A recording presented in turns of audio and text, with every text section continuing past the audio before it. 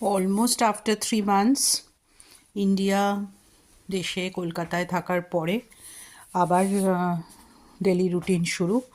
এই অবস্থা ঘরদোরের, এখানে কেউ নেই যে হেল্প করে দেবে, তাই জন্য নিজেকেই টুকটুক করে সমস্ত কিছু করতে হবে। আর এই কড়াটা এই অবস্থায় সমস্ত পড়ে রয়েছে।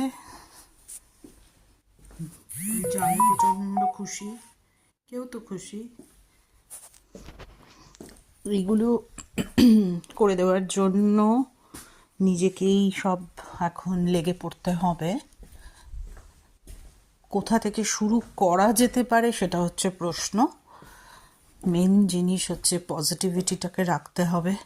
চতুর্দিকে প্রচুর নেগেটিভ, মানুষের মনের মধ্যে তোলপাড়, অনেক প্রবলেম।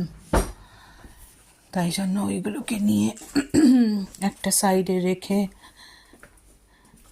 একটু মনটাকে ভালো করে কাজে লেগে পড়তে হবে। আমার এই অবস্থা, এগুলো এখানে সব করা, কিন্তু ওখানে আমি একটা জামাও যদি রাখি, কলকাতায় আসলে মানুষের সাথে একসাথে থাকতে গেলে অন্য মানুষের যে মতামত সেইগুলোকে নিতে হয়, সহ্য করতে হয়। নইলে মানুষ একা থাকলে কেউ ওইগুলোকে কটূক্তি করা বা কোনো রকম ক্রিটিসিজম, সেটা ভালোও হতে পারে খারাপও হতে পারে, একা থাকলে ওইগুলোর শুনতে হয় না। আমি কি বা ও কি, অনেক সময় আমি যদি কাউকে বলি যে তুই কেন এত এরকম নয়, যেমন মাকে বললাম তোমার জামা কাপড় গোছাও না, কিছু করো না, এগুলো মার শুনতে হয় না মার সাথে না থাকলে।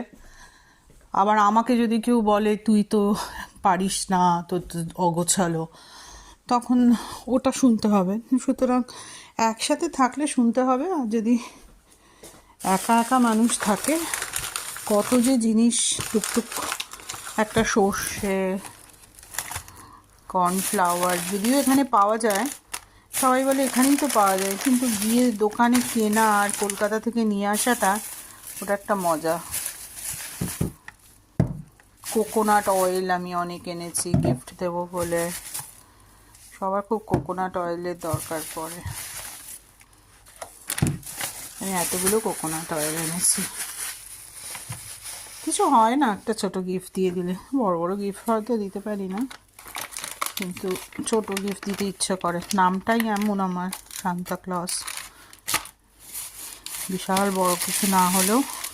এগুলো হচ্ছে জোয়ান, এটা আমাকে সোনালি শিখে